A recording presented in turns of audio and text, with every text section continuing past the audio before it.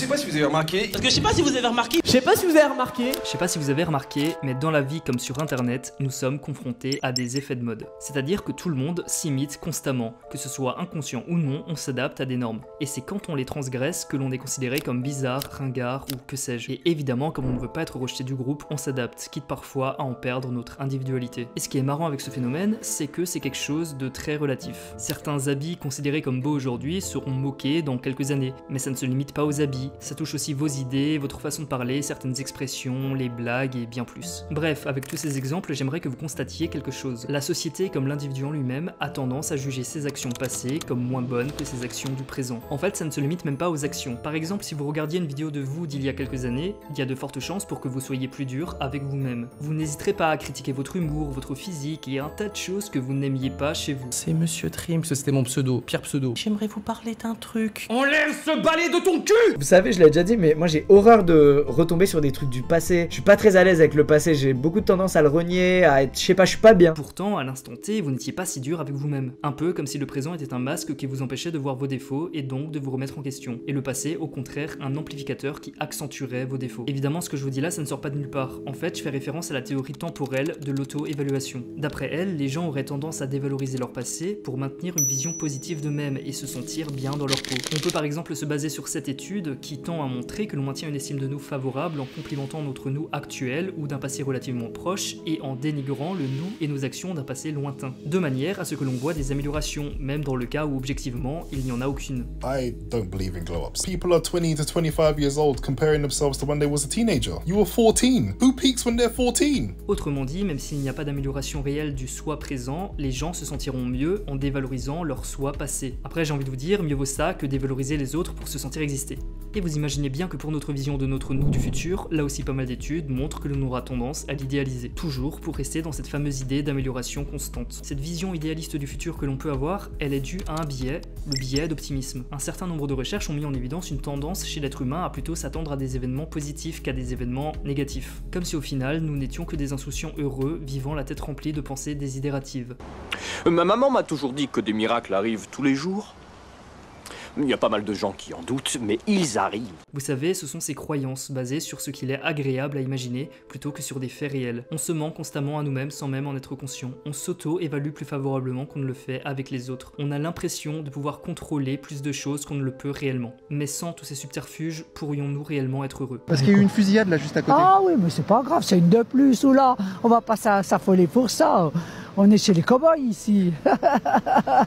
Vous voyez donc, quelle ambiance. Ouais, mais c'est une ambiance super. Regardez comme c'est cool, c'est beau, les gens sont sympas, y a pas de souci. Certains psychologues vont même plus loin, en affirmant que les individus dépressifs font des déductions plus réalistes que les individus qui ne le sont pas. Et bien que de notre point de vue, on pense que leur négativité est due à des croyances dysfonctionnelles du monde, pour les adhérents de cette théorie, ce seraient en fait nos croyances à nous qui seraient dysfonctionnelles et biaisées, et que eux auraient au contraire une vision plus précise du monde. Par exemple, lorsqu'il a été demandé à des participants d'une étude d'appuyer sur un bouton et d'évaluer le contrôle qu'ils percevaient sur l'allumage ou non d'une lumière, les individus dépressifs ont donné des évaluations plus précises du contrôle que les individus non dépressifs, suggérant ainsi qu'ils seraient plus proches de la réalité que nous autres, puisque les non dépressifs avaient tendance à surestimer l'influence qu'ils avaient sur la situation. Évidemment, cette théorie a fait beaucoup de bruit. Donc au cours de ces 40 dernières années, on a vu se démultiplier un bon nombre d'études qui visaient à reproduire les mêmes résultats. Et au final, les avis sont assez controversés. Certaines études ont conclu à des résultats similaires, tandis que d'autres ne démontrent aucune différence. En fin de compte, on remarque que ça va dépendre d'énormément de paramètres. Les personnes dépressives seront plus proches du réel, mais seulement dans des conditions expérimentales bien précises. Donc non, finir dépressif ne vous donnera pas de super pouvoir pour observer le monde tel qu'il est réellement.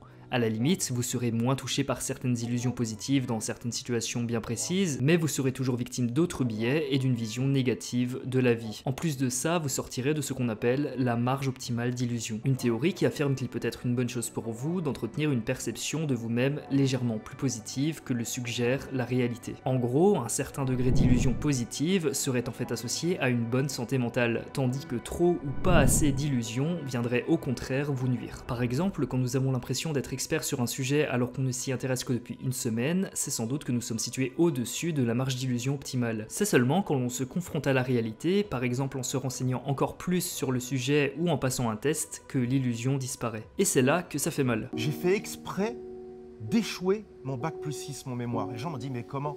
Je dis, pour moi, l'examen, la note suprême, c'est le 0. Plus votre estime de vous était haute et plus le retour à la réalité est difficile. Mais rassurez-vous, cette confrontation réelle, bien que douloureuse, est pourtant indispensable, du moins si vous souhaitez réellement progresser. Si je suis pas génie à quelque chose que j'entreprends pour la première fois, j'abandonne.